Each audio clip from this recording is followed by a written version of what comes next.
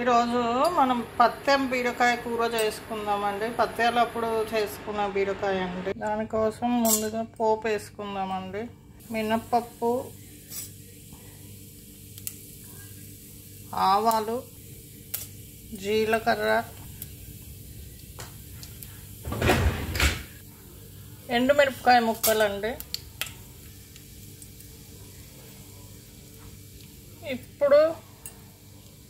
ఇప్పుడు ఈ బీరకాయ ముక్కలు, ఎల్లుల్లిపాయలు వేసుకోండి. సారీ అండి, కరివేపాకు పోపులు వేయాలి, నేను మర్చిపోయాను. ఇప్పుడు వేసుకోండి. ఇప్పుడు కొంచెం సాల్ట్ వేసుకుందామండి. పసుపు అండి, కొంచెం పసుపు. ఏమీ లేదండి, ఈ కూర చాలా సింపుల్. 2 నిమిషాలలో అయిపోతుంది. ఈ కూర ఎందుకు చేస్తున్నానంటే, మొన్న మా వారి ఫ్రెండ్ వైఫ్ డెలివరీ అయిందండి. ఆ అమ్మాయికి నేను 2-3 సార్లు చేసి ఇచ్చాను. అందుకే దీన్ని పత్తెపు కూర అంటారు. సరే, ఒక వీడియో చేసి పెడితే ఎంతోమందికి యూస్ఫుల్ అవుతుంది కదా అని పత్తెపు కూర కూడా చేసి పెడుతున్నాను వీడియో.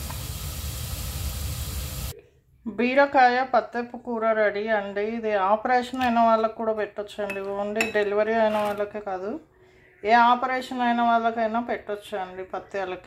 పత్తేం కూర.